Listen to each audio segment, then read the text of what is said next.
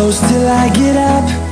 Olá, esse é o PodPuts, o seu podcast de tecnologia e segurança. Amigos profissionais unidos pela tecnologia e segurança. Meu nome é Heitor, trabalho na área de segurança da informação e está no ar mais um Node. Esse é o 14º episódio da segunda temporada do PodPuts e hoje temos um convidado especial conosco, mas antes estão aqui comigo os meus amigos Bruno Severo e Marcelo Borges. Salve Bruno, tudo bem com você? Salve, Heitor, salve, Marcelo, boa noite a todos e vamos lá, mais um Node com todo o gás hoje. E você, Marcelo, manda o salve inicial. Beleza, sejam bem-vindos todo mundo de volta. Só uma boa noite aí pra todo mundo. E só para lembrar vocês, a gente está estreando um recurso de caixa de perguntas que tá sempre na descrição dos episódios. Então passa lá, quem tiver no Spotify, passa lá para responder as perguntinhas sobre o episódio. Valeu! Boa! Amigos, abram o Windows, mas fechem as portas, que hoje estamos recebendo o Thiago Ferreira. Salve, Thiago! Tudo bem com você? Conta um pouco de você, o que você faz. Olá pessoal, prazer estar aqui. Bem, meu nome é Thiago, tenho aí 20 anos de trabalho com tecnologia, de experiência na área de tecnologia, né? Comecei em 2003 como estagiário, né? E estou atuando nessa área aí então há 20 anos. E é um prazer estar aqui com vocês. Fui professor, eu gosto muito de compartilhar conhecimento, tá? Eu acho que toda vez que a gente troca conhecimento, a gente ganha muito mais. Se a gente está numa rodinha de 4 amigos, sei lá, 5 amigos, eu ensino algo e aprendo 4 coisas novas, né? Então é muito bom sempre participar dessas conversas com vocês, tá? Eu trabalho hoje na Cielo, tá? Sou o líder técnico do pagamentos digitais, então sou responsável técnico pela solução do WhatsApp Pay, né? Que são os pagamentos via WhatsApp aqui no Brasil. O P2P, que são as transferências de pessoa física para pessoa física, e também o P2M, né? Que nós chamamos aí de pessoas físicas para pessoas jurídicas, inclusive que acabamos de lançar, tá? Então quem tiver mais dúvidas aí pode mandar perguntas e também pode pesquisar na internet que já tem bastante coisa divulgada, tá? Legal, Thiago. Então a gente vai falar sobre APIs e para os nossos ouvintes que ainda não estão familiarizados com o termo, fala pra gente o que é uma API e como que ela funciona. Beleza. APIs, né? A sigla significa Application Program Interface, né? As APIs, elas surgiram, pessoal, lá na criação dos protocolos HTTP, né? Então, com a criação da internet, surgiram as APIs, né? O que são as APIs? As APIs são mapeamentos para direcionar a navegação que nós utilizamos. Então, imagine o seguinte, quando a gente navega pela internet, a gente está utilizando APIs, a gente está fazendo várias requisições. Quando eu entro em um site, por exemplo, a primeira requisição que eu faço é para o site em si. No momento em que está carregando o site, então todos os recursos naquele site, né, tanto o arquivo CSS, arquivo JavaScript, as imagens, né, tudo são solicitações, requisições que nós enviamos para os servidores. Então, tudo isso são APIs. Quando a gente olha ali, se a gente abre, por exemplo, o console do navegador e começa a ver lá o tráfego de rede, a gente consegue ver as solicitações GET, que são as mais comuns, né? Batendo lá no servidor, retornando para a gente arquivo CSS, retornando JS, retornando as imagens, etc. Aí nós temos também, por exemplo, quando eu preencho um formulário em um determinado site, né? Eu faço ali, geralmente, uma requisição POST, né? Para um servidor. Então, as APIs, elas são isso, são simplificando bastante, tá?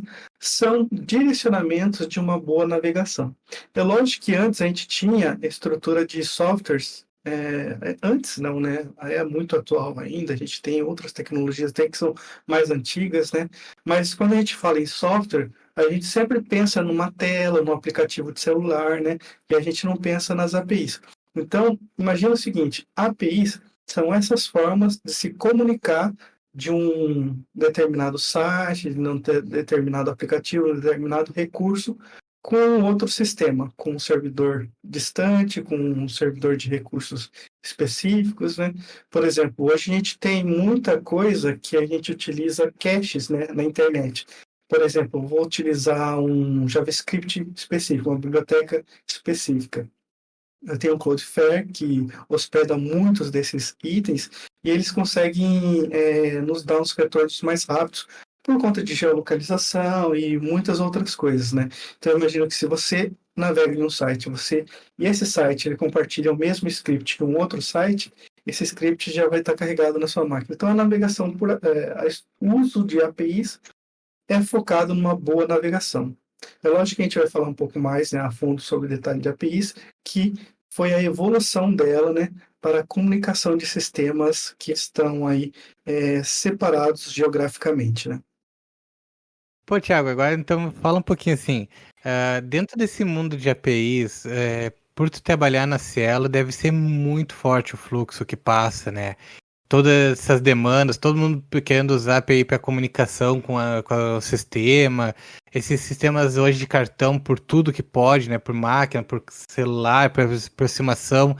Como é que se comunica tudo isso? Como é que tu junta todo esse monte de demandas em algumas APIs ali rodando tudo junto?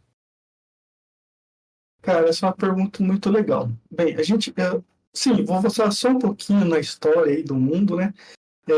E depois eu faço essa introdução da estrutura das APIs. Porque imagina o seguinte, antes, né, a humanidade, ela começou a criar cidades, né? E aí eles começaram a murificar, né? Colocar as muralhas ali e proteger as suas riquezas, né? Mas depois eles viram que isso aí não tinha futuro, né? Que o ideal era realmente começar a fazer o que era o escambo antes, né? Trocar mercadorias. Então eles começaram a investir em criar pontes. Depois que eles viram que esse era o caminho, realmente troca de cultura, troca de produtos e serviços, etc., a humanidade foi evoluindo. Hoje, as APIs são isso. Então imagina o seguinte, né? Todas as empresas hoje, elas têm muito a ganhar com o compartilhamento de suas APIs. Falando especificamente da Cielo. A Cielo é uma processadora de pagamentos, né? Assim, o core da Cielo é realmente processar pagamentos. Então, a gente tem muitas APIs. Isso também se torna um problema, dar manutenção em tudo isso, né? Por exemplo, quando você tem muitos microserviços, né, fica difícil você saber até quando utilizar um e quando utilizar outro, porque eles começam a um invadir o espaço do outro. Primeiramente, o que eu indico a todos os profissionais que estão ouvindo a gente é pesquisar um pouco mais sobre API Gateways, tá? Que são ferramentas que são utilizadas para que a gente consiga construir um catálogo de APIs que seja de fácil entendimento, consiga trabalhar com muitas integrações e de fácil gerenciamento. Você tem também que ter a opção de gerar métricas, né? Porque se você não consegue medir, você não consegue gerenciar. Então, eu recomendo muito a adoção de um API Gateway. Hoje, aqui no Brasil, eu gostaria de falar primeiro da Sensidia, que é uma empresa de Campinas que eu tive o prazer de trabalhar, um software muito bom. Ele é um software brasileiro, então acho que é muito bacana, pelo menos, a gente valorizar os produtos aqui de casa, né? E temos outros também no mercado, né, como o do Google, o AppGui, nós temos o Kong, nós temos um da Salesforce, que é o Murisoft, que é inclusive um que a Cielo está investindo agora, né? Então a Cielo hoje ela utiliza o Sensidia da Sensidia, o Sensidia API Gateway, e também utiliza o Murisoft. Então, assim, eu recomendo demais a adoção dessas ferramentas. E também investir aí em estudo, né, para que você tenha conhecimento para conseguir criar um catálogo de APIs onde você tenha domínio dos negócios. Quando você escreve ali uma estrutura de APIs, etc., você tem que utilizar o que a gente chama de DDD, Domain Driven Design, que são os domínios, né? Domínios nada mais são do que os termos do negócio, né? Por exemplo, se você vai controlar pagamentos, você pode criar uma API Payments. É sempre recomendado utilizar o inglês, tá, pessoal? Porque, querendo ou não, o mundo hoje está globalizado, né? As APIs ajudam muito com isso, né?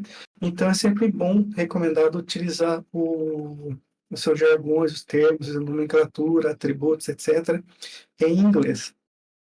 Então, assim, se você tem ali uma ferramenta para te apoiar, fica fácil de você conseguir gerenciar. Não é que fica fácil, né? Mas ajuda demais no seu dia a dia. Porque imagina, hoje você cria uma API, daqui a pouco você cria mais uma. Essa quinta, ela reaproveita a segunda, e depois você vai criando mais. Então, sei lá, às vezes você tem não é difícil uma empresa, por exemplo, ter um catálogo de 1000 APIs, tá? É algo assim, até muito comum. É lógico que não é o ideal, mas o melhor possível que você conseguir minimizar esse número, será mais saudável para a manutenção dessas APIs, tá? Então, imagine que você tem um negócio e você tem que ir lá, entender do negócio para criar ali os seus microserviços e suas APIs de acordo com uma necessidade específica, né? O pessoal até sempre repete, né? O microserviço, ele tem uma necessidade específica, ele só tem que fazer aquilo para o que ele foi criado para fazer. Bem, como que uma API funciona? Bem, hoje nós temos aí as definições. Vamos voltar um pouquinho e falar sobre o HTTP. Quando nós realizamos lá uma chamada GET, por exemplo, que é uma chamada bem comum para a gente abrir uma página, qualquer página que a gente abra na internet, o nosso navegador está fazendo uma requisição lá para o servidor. Então, quando ele faz essa requisição, que é uma requisição de leitura, ele se apresenta lá para o servidor e fala para o servidor, por favor, eu sou fã de tal, eu sou navegador tal, meu IP é tal, bababá. Então ele manda um monte de informações e o servidor interpreta tudo isso e retorna. Então o servidor ele pode retornar vários tipos de conteúdo, ele pode retornar JSON, pode retornar XML, pode retornar HTML, arquivos, né, de script, como JS ou CSS, pode retornar imagens, pode retornar arquivos binários, por exemplo, de um download de um instalador, pode retornar PDF e uma infinidade, né? Mas algo interessante são os códigos HTTP. Por exemplo, ó, quando a gente faz uma aquisição comum, ali de abrir uma página, o código HTTP que a gente tem é o 200. Pessoal, então, os códigos HTTP, eles são separados por família, tá? A família do 100 ao 199 são respostas de informação. Eles são muito utilizados por hardwares, equipamentos, tá? Por exemplo, assim, o 101, Switch Protocol. 102, Processing. Então, eles são equipamentos. Então, a gente não utiliza muito. A gente utiliza bastante a família do 200 até o 500, tá? Por exemplo, nós temos ali o 200, quando a gente realiza uma chamada para qualquer site e etc., que a gente está abrindo no nosso navegador, nós temos um HTTP 200. Por exemplo, se eu vou preencher algumas informações em um formulário e enviar para o servidor, o ideal é que esse servidor ele retorne para a gente um 201 que foi criado com sucesso, né? O registro foi criado com sucesso. Por exemplo, se é um processamento um pouco mais pesado ou precisa de uma validação que é realizada em paralelo, o ideal é que o servidor retorne para a gente um 202. O que é o 202? Solicitação recebida com sucesso e estamos dando continuidade no processamento dela.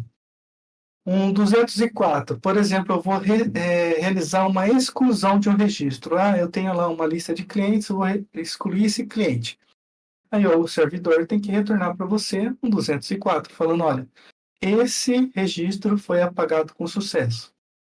Nós temos ali o 206 também. O 206 é conteúdo parcial. Imagina que eu fiz uma pesquisa lá e eu pesquisei por uma parte do nome de uma pessoa. Ou por um nome, só que existem muitas pessoas com o mesmo nome. Por exemplo, Maria. Eu digitei só Maria, ou só José, só João.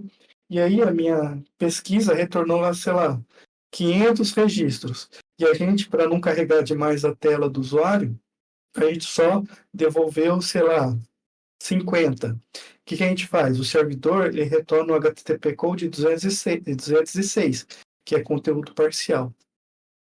A família do 300, ele já indica mais conteúdo movido. Por exemplo, o 301 é conteúdo movido permanentemente. 307 é redirecionado, conteúdo redirecionado. 308, redirecionamento definitivo. Aí nós temos a família do 400. O 400, sim. Aí é o meu erro mais comum, né? O 404 eu vejo toda hora. Sim, esse é o mais comum, porque é um conteúdo que não está mais disponível, não está lá, né? Ou ele não está mais disponível, né? E já faz muito tempo que ele não está disponível, ou ele nunca existiu, entendeu? Então, por isso que a gente mapeia o 404 dessa forma, que é um conteúdo que ele não tem mais informação sobre isso. Se a gente mapeou ali na família do 300, significa que foi recente isso daí.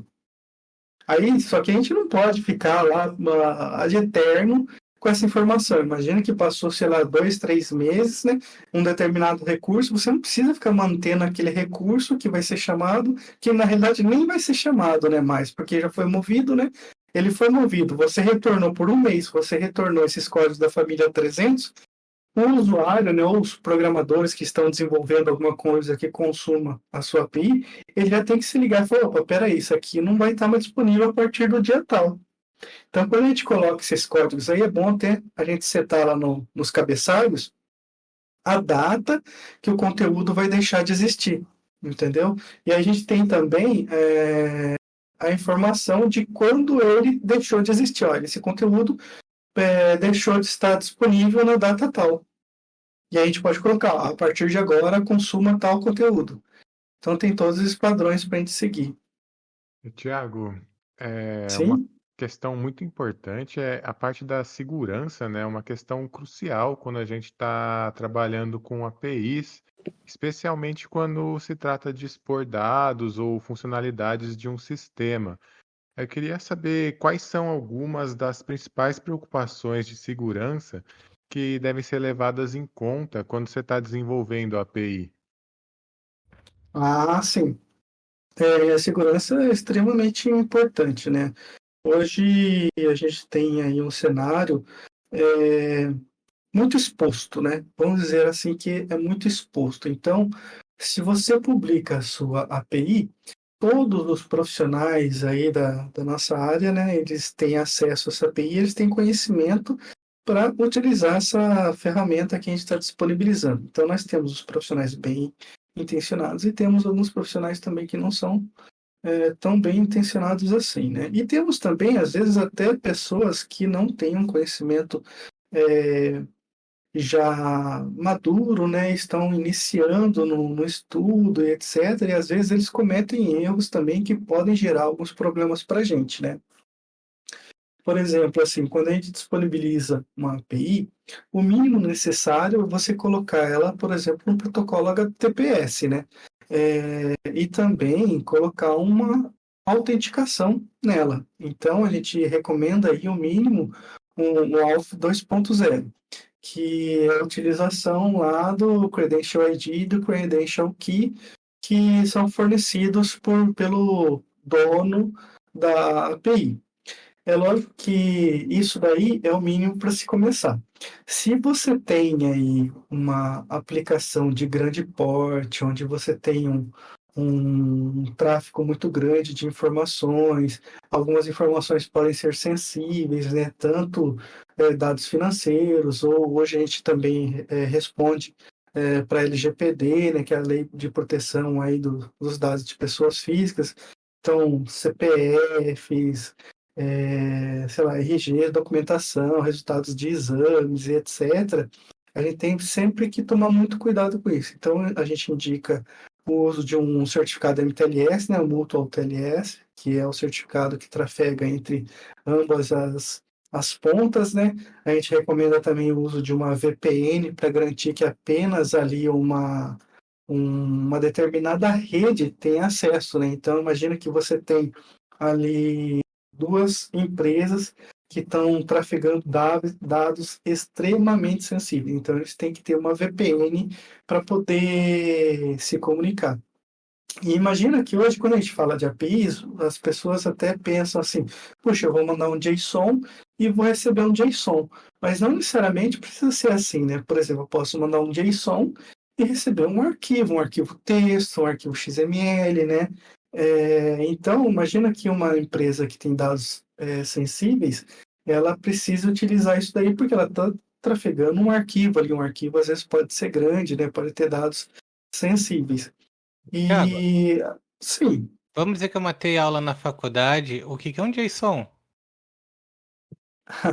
sim, o JSON é uma anotação, né, para JavaScript Object, né? O JSON, ele é uma estrutura criada ali com chaves, né? Inicialmente são chaves para informar a estrutura de um objeto, e dentro dessas chaves a gente coloca ali, entre aspas, os atributos, né? Imagina então, por exemplo, um JSON que represente um cliente, ele vai abrir chaves, depois, por exemplo, o primeiro atributo pode ser nome, né, entre aspas, depois nós temos dois pontos, e o valor. Como o nome é do tipo string, ele tem que ir entre aspas duplas. Aí a gente tem uma vírgula e alguns outros dados, por exemplo, idade. Idade pode ser um número, né? Então, idade seria o valor numérico sem aspas, vírgula, e nós temos também uma lista, ele pode ter um subobjeto, que seria, por exemplo, o endereço, ou podemos ter uma lista também, né? Então, a lista é representada pelos colchetes, tá? E os objetos internos também são chaves. Então, toda vez que eu abro uma chave, significa que eu estou criando um objeto ali dentro. Então, o uso de JSON, a formatação em JavaScript, ela é muito prática para a gente navegar hoje, tá?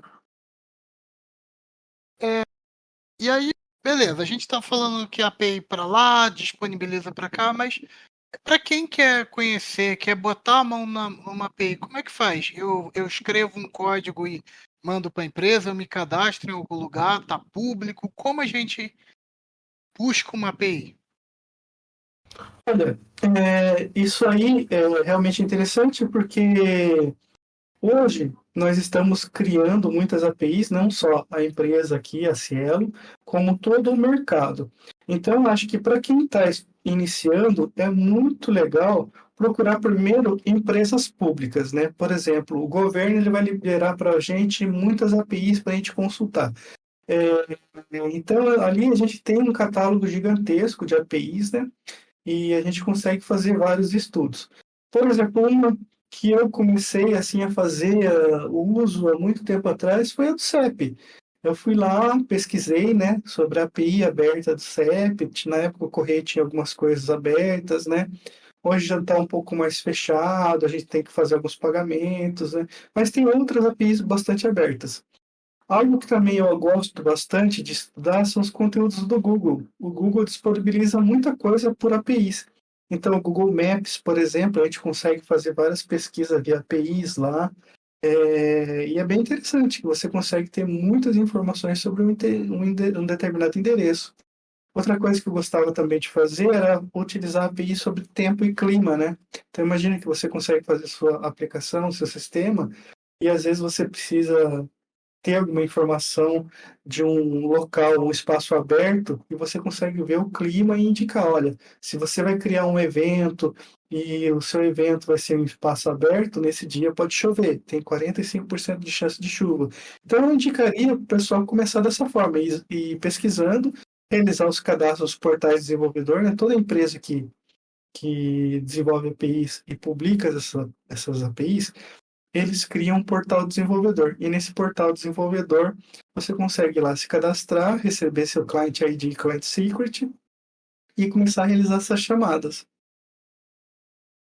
Pô, isso é bacana. Isso lembra uma vez que você falou de clima e tempo, eu fiz uma API em Python, né? Aliás, eu usei uma API em Python, né, para pegar de um site, acho que era clima e tempo, por sinal. Eles tinham. Não, era Open Weather. Era Open Weather. Sim. eles tinham uma API lá disponível, aí eu para aprender a usar ali a primeira vez, né? Foi muito bacana. Eu usei ela por muito tempo aqui, tipo, ao invés de eu pesquisar, eu ligava o Python aqui, tipo, dava as duas cidades e ele fazia para mim aqui, foi uma boa experiência. Sim, excelente. Eu usei bastante essa API, né? Quando eu estava fazendo ali uns estudos sobre APIs de tempo, né? Essa é a principal, se eu não me engano, é a mais utilizada no mundo mesmo. É muito legal. Hein, Thiago, cara, eu sei que a APIs, assim, tem de tudo e tem pra tudo também. Mas o que eu queria perguntar agora pra ti, assim, o que que tu vê pro futuro dessas APIs? Como é que tu vê que isso vai continuar? Qual é o contexto que tu vê à frente aí pra esse mercado? Bem, pessoal, sobre o futuro das APIs. Eu entendo que o futuro das APIs vai partir do que nós chamamos hoje de RESTful. RESTful é diferente de REST, tá? REST são as chamadas POST, GET, PUT, DELETE, etc, né?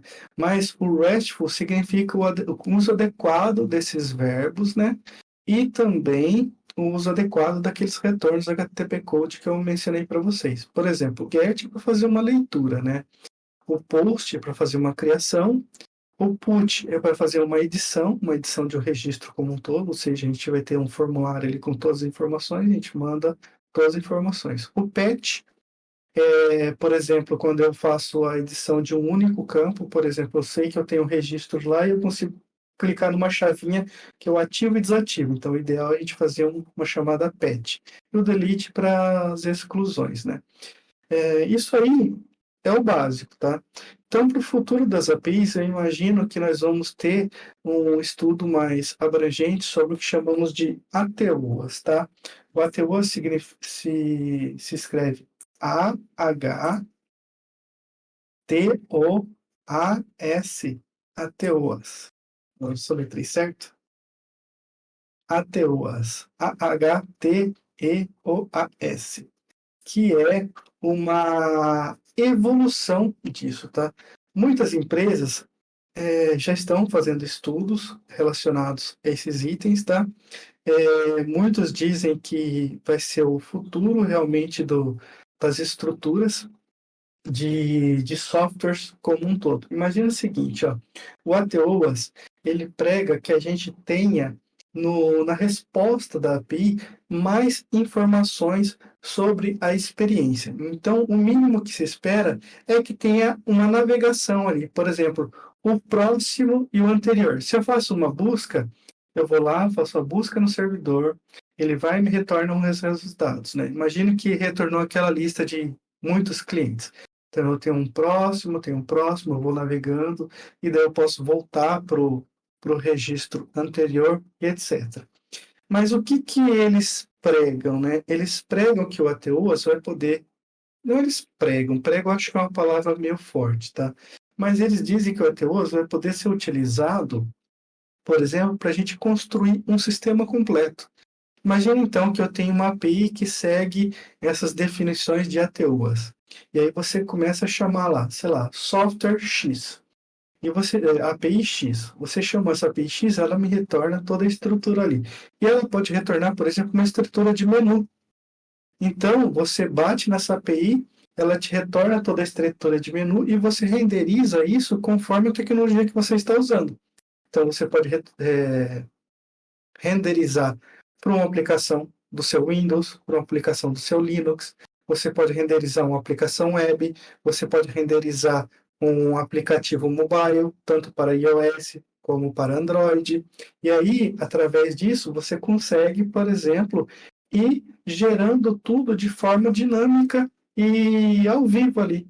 Imagina, por exemplo, que o seu aplicativo ele vai se atualizar conforme o desenvolvimento dessa API. Então, você não vai precisar mais ficar submetendo o seu aplicativo na loja de aplicativo para ser avaliado e etc., ser aprovado e ser publicado só no dia seguinte e assim por diante, né? Então, você utilizando esses conceitos do ATOAS, você consegue dar mais flexibilidade para suas aplicações. E nós temos também o GraphQL, né? O GraphQL, ele é bem interessante porque ele foi criado ali pela Meta, né? Acho que lá em 2012, se eu não me engano. E ele traz também uma experiência um pouquinho diferente, que é para você conseguir centralizar suas estruturas de APIs em menos recursos. Ou seja, ele te dá ali algumas opções para você conseguir, por exemplo, moldar a sua API.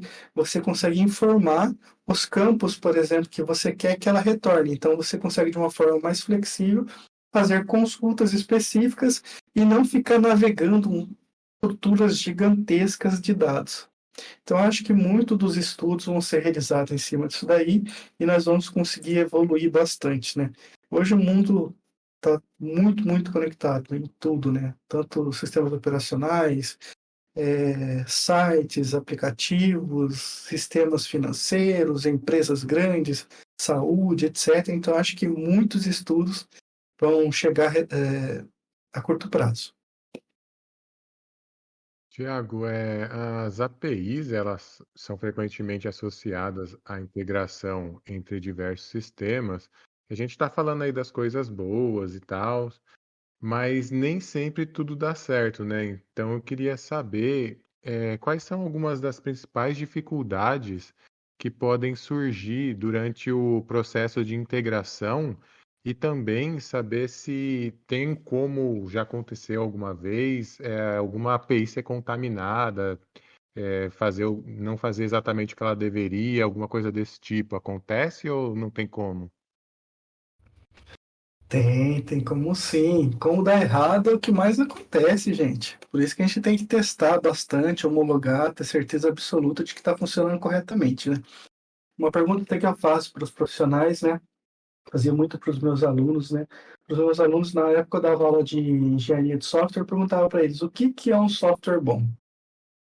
E aí as respostas eram as mais variadas. Ah, professor, software bom é aquele que é leve, roda rápido, não consome recurso do servidor e etc, não sei o quê, tem uma interface amigável, bonita, blá, blá.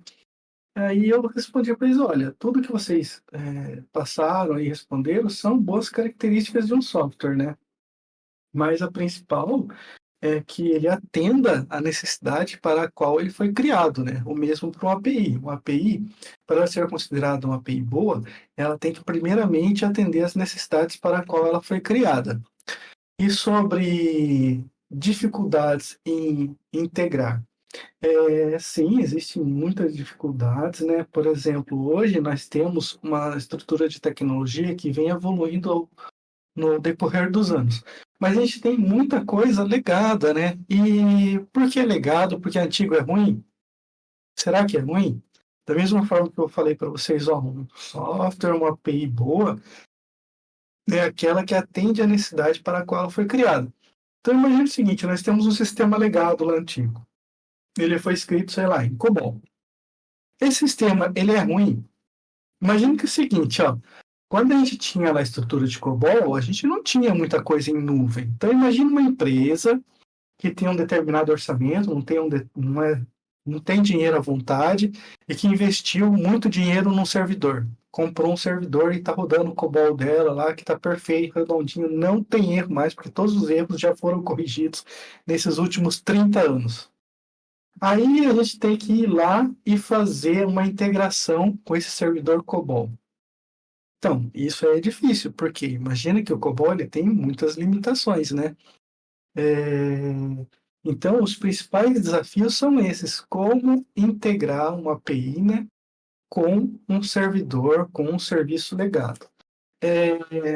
Hoje, a gente utiliza muito os API Gateways, porque eles têm vários conversores também. Imagina que o API Gateway, todas as ferramentas de API Gateway, né, pelo menos as que eu conheço, elas são focadas em low code. Esse termo low code que é baixa programação, né? Pouca programação. Então, eles têm o conceito de você arrastar e soltar os componentes. Você arrasta e solta ali no fluxo, né? Você tem os fluxos de entrada, né? Fluxo de request, e você tem o fluxo de resposta também. Então, você consegue arrastar alguns componentes aí e fazer com que ele trate algumas coisas, né? Trate alguns itens e facilite a sua comunicação. Então, eu recomendo muito o uso, novamente, recomendo muito o uso dessas ferramentas porque facilitam demais. A gente, às vezes, não precisa nem escrever um microserviço e nela ali a gente já consegue fazer as adequações necessárias para se comunicar com o legado. O COBOL eu acho que é um pouco mais difícil, mas mesmo assim as estruturas de COBOL eu já vi eles preparados para se comunicar com XML, com JSON mesmo, né? E funciona maravilhosamente bem. Então, as APIs elas vieram também para a gente modernizar o legado que está pagando as contas, né? Imagina que você tem um legado que está pagando as contas da empresa, não tem por que você, não, vou fazer uma tecnologia mais nova só porque eu quero, porque é mais bonito. Não, a gente tem que pegar e gastar esse tempo em expandir o negócio. Sobre uma API ela ser contaminada, né? Assim, imagina o seguinte, uma API ela está comunicando, ela se comunica, ela é utilizada, ela é criada em cima de uma estrutura de tecnologia, né? Então toda estrutura de tecnologia ela pode sofrer com isso, né? Uma API, por exemplo, quando a gente utiliza um API Gateway, a gente tem ali de fácil acesso, arrastar componentes de segurança. Você tem um componente lá, SQL Injection.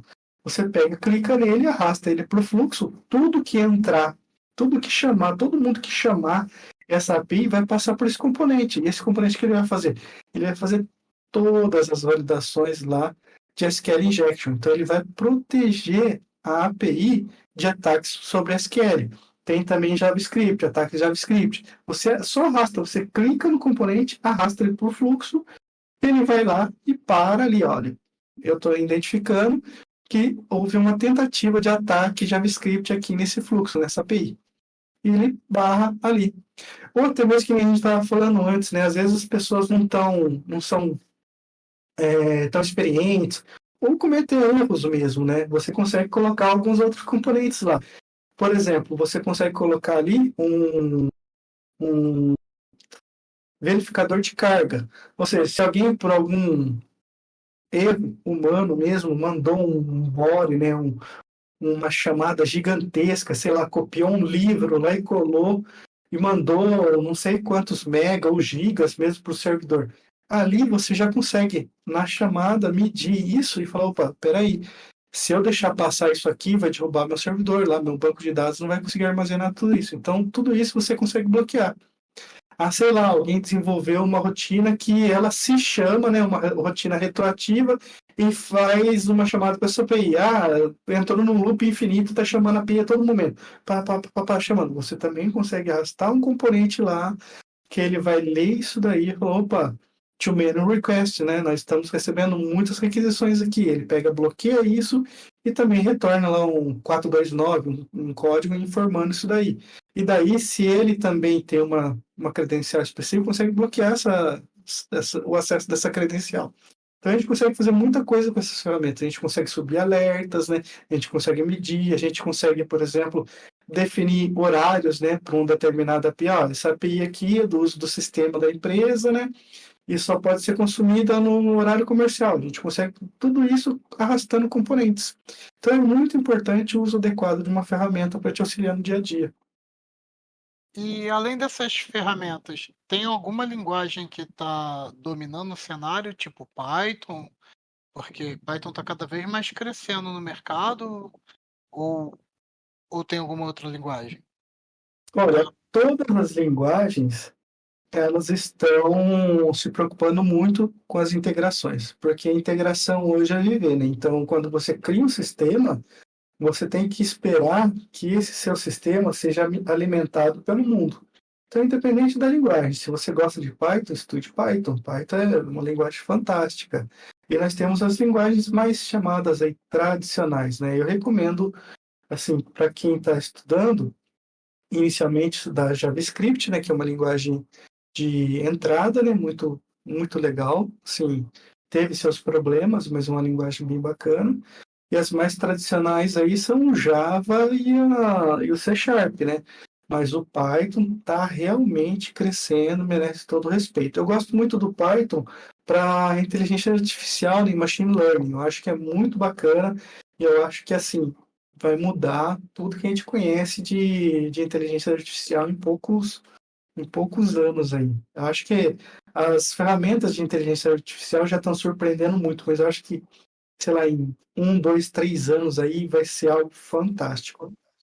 Só fazendo um adendo assim básico sobre inteligência artificial, até porque não é o tema de hoje falar de IA, mas hoje eu vi uma matéria, eu estava lendo uma matéria sobre que alguém falou que logo logo as IAs ou vão estar ensinando, aliás, são duas matérias, que vão estar ensinando as pessoas e que também as pessoas não vão mais contratar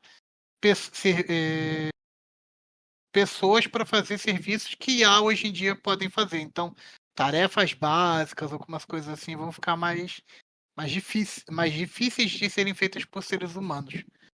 Mas é só um comentário. Não é. Sim, eu acho que isso daí realmente é algo que não dá para bloquear, sabe? É evolução natural. Da mesma forma que a gente teve a tecnologia tirando muitos empregos, né? A gente vai ter a IA também fazendo isso daí, né? Mas eu espero que a gente consiga, o mais rápido possível, qualificar as pessoas para as novas funções que vão surgir, né? Por exemplo, assim, uma IA, ela não... Se você pergunta para qualquer coisa simples, fulano de tal, onde que tá tal coisa, a IA vai conseguir bater lá na API, né, fazer uma consulta de tal produto ou ferramenta que você está precisando, ferramenta física, e vai falar, está na prateleira J da sala 20. Então, essas coisas, assim, realmente as IAs vão ajudar demais, né? E não digo só essas IAs que a gente usa, que nem o ChatGPT, que a gente está usando aí nos navegadores. Com certeza, as assistentes pessoais, né, o celular, vai tudo ter isso aí embutido, né? Então, eu imagino que a gente vai deixar de consumir muito interfaces com teclados, né? E vai utilizar muito mais voz, né? Hein, Thiago, depois de tudo isso, cara, aí me surgiu uma questão. E eu acho que quem tá ouvindo também deve ter pensado. O que que tu, como tech leader, recomenda estudar? Ah, qual trilha, certificação? Qual é o melhor mercado hoje para ser para quem quer trabalhar com esse mundo de API? Olha, esse mundo de APIs é um mundo muito legal, tá? É extremamente importante. Qualquer desenvolvimento que a gente vai fazer hoje, a gente precisa se preocupar em criar bons microserviços ou uma boa experiência. Então, a gente tem que sempre se preocupar em consumir ou escrever boas APIs. Eu recomendo inicialmente estudar ali o RESTful, né? Que é o uso adequado dos verbos do HTTP e também os códigos de retorno, né?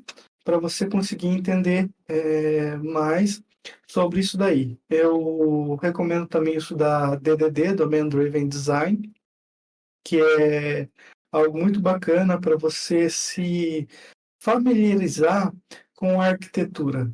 Ele traz para você o conhecimento de como olhar para o negócio e conseguir trazer esse mundo real para o mundo computacional, tá? Um assunto que a gente também nem conversou, mas que eu acho que é bacana o pessoal dar uma olhada, é o Event Driven Architecture, né? EDA, que é a utilização por que nós chamamos de callbacks, né? Que são as chamadas de eventos. Imagina, por exemplo, que a gente tem ali uma estrutura de APIs que faz lá todas as chamadas para criação de registros, né? Exclusão, atualização e etc. Só que imagina que um outro sistema também tem acesso ao banco de dados. Esse outro sistema, por exemplo, um call center. Alguém ligou lá no call center e falou: olha, por favor, eu queria mudar meu nome para tal coisa aí, porque está errado meu nome se escreve assim. Aí o call center vai lá, entra no sistema, no banco de dados, lá e edita. Só que os consumidores dessa API que criaram esse registro, não conhecem, ficam sem saber que houve uma atualização desse registro. Então é essa chamada de volta, né? Esse callback que a gente chama, né? Que a gente fala, né?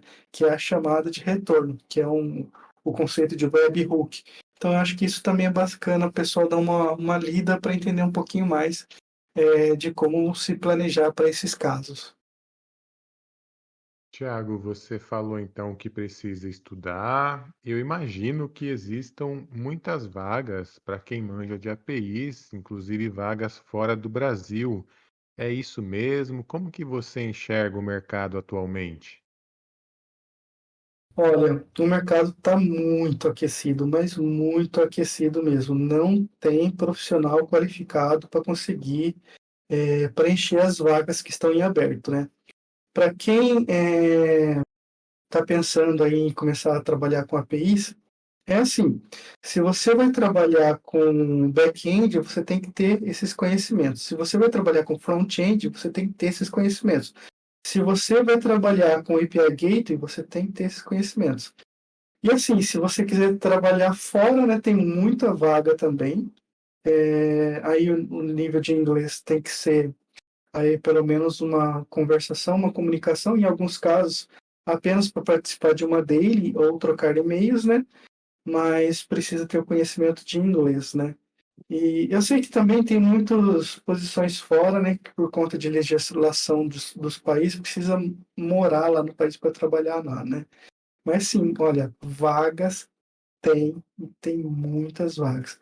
As pessoas só precisam se qualificar, né? Porque assim, hoje toda vaga ela ela exige um teste prático, não um teste técnico. Então, vocês vão passar pelas entrevistas. Durante as entrevistas, vocês vão responder perguntas técnicas e também terão que se submeter a um teste técnico. Eu recomendo não ter medo, tá? Se candidatar para as vagas, participar da entrevista, fazer o seu melhor.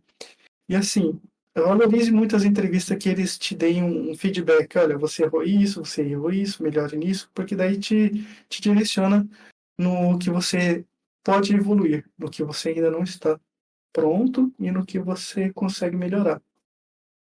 Nessa mesma linha, quais são as hard skills e soft skills que você acha bacana um profissional que vai seguir na área de API, quer trabalhar com isso, quer se dedicar a isso? Olha, pessoal, assim, os hard skills são realmente as funções, os conhecimentos do desenvolvimento, né? Por exemplo, eu trabalho com Java já desde 2005. 2005, isso mesmo. E algo que eu acho interessante é que o pessoal fica estudando muito framework, etc. Não é que não seja necessário, não é muito necessário estudar os frameworks, porque eles são os que a gente mais utiliza no dia a dia. Mas estudar um pouco mais sobre o Java puro.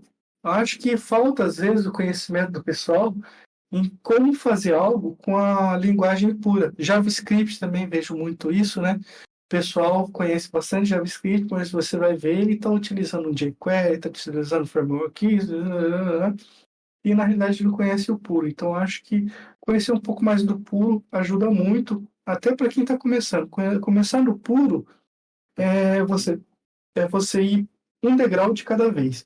Se você começa ali no puro e já pula para um framework, você está pulando 1 ou 2 degraus. Então, é muito importante você começar a ter essa visão. Sobre soft skills, eu recomendo nós profissionais técnicos, nós temos dificuldades numa comunicação mais clara, eu acho. Eu acho que a gente precisa investir mais em leitura de livros, sabe? Livros de ficção, livros de romance, policial, etc. Livros não só na área de tecnologia. Então, eu recomendo mais, só como soft skill, o pessoal melhorar essa área de comunicação. Porque assim, a gente precisa, independente se você é um técnico ali, focado, realmente vai escovar bit, mas você tem que entender o negócio. Qual é o negócio que é a empresa?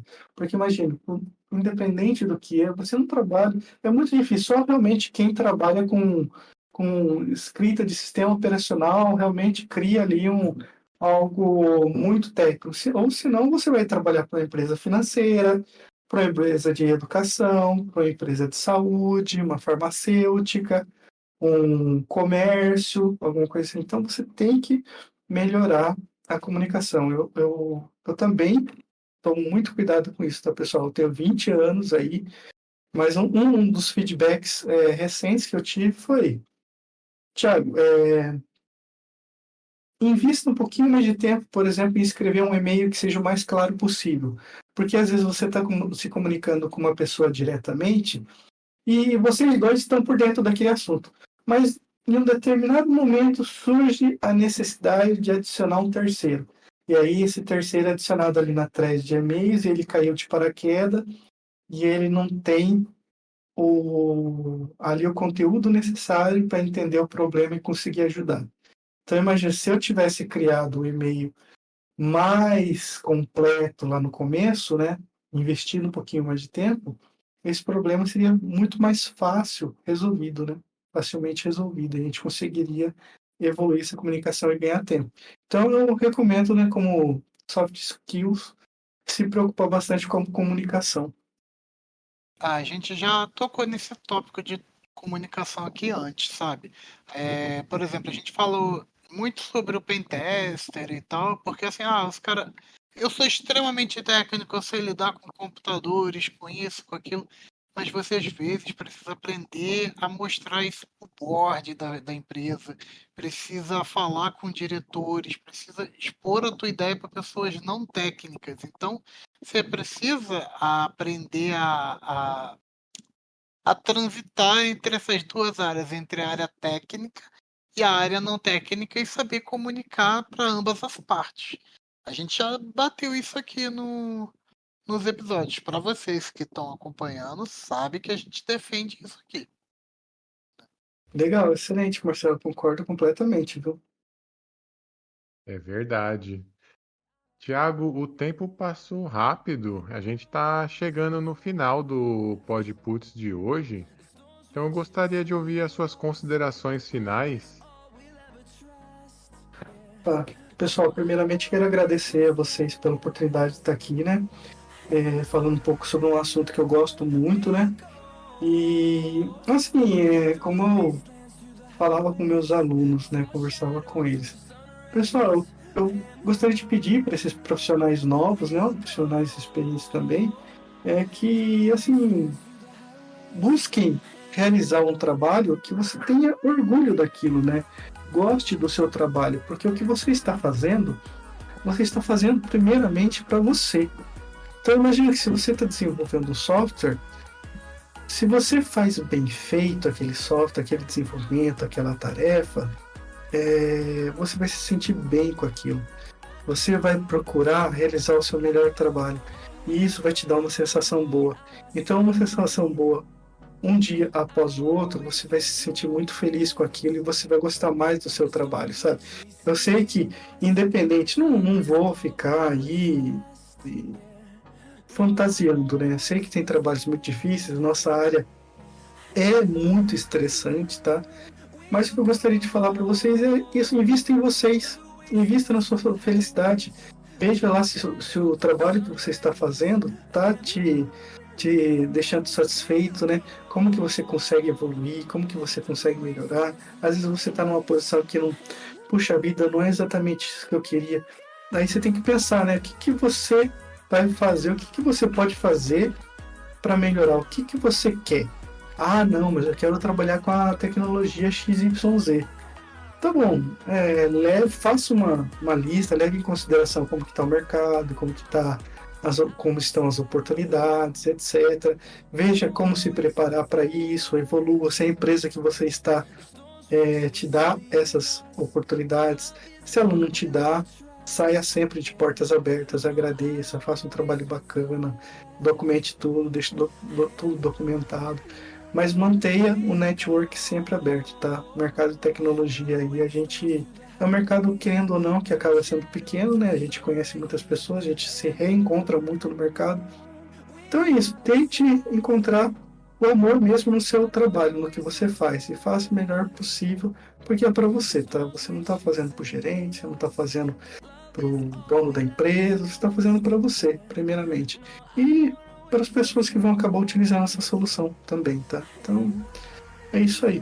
Seja feliz no seu trabalho e execute com muito amor e carinho. Boa, muito legal. Bruno, suas considerações finais. Oh, que show. Ó, já queria deixar aqui o meu obrigado pro Thiago, porque, olha, foi muito conteúdo. E para vocês verem, a gente já falou aqui, entre todos os assuntos, segurança, desenvolvimento, carreira. E olha, é tanta coisa, tanto assunto, e tudo isso é TI, gente. Tudo isso tá dentro da tecnologia que a gente tanto ama. E tem muito mais aí para ser conversado. Legal. Marcelo, suas considerações finais. Ó, galera, esse é um episódio que é para você voltar para ouvir mais de uma vez, hein? Porque tem boas informações aqui. E vou agradecer ao convidado aí, o Thiago, que veio brilhantemente nos proporcionar um pouco do seu conhecimento para nós aí. E vou apoiá-lo na questão de faça as coisas por você, foque em você, procure se melhorar, ter sua qualidade. Eu acho isso, o que ele falou, importante. Então, o meu conselho para vocês é isso, e não deixem de responder as nossas perguntinhas, que a gente está testando isso, galera. A gente quer ver o feedback de vocês. É isso. Agradeço aos amigos profissionais unidos pela tecnologia e segurança. Obrigado pela audiência e diz aí, já fizeram o backup hoje? Valeu!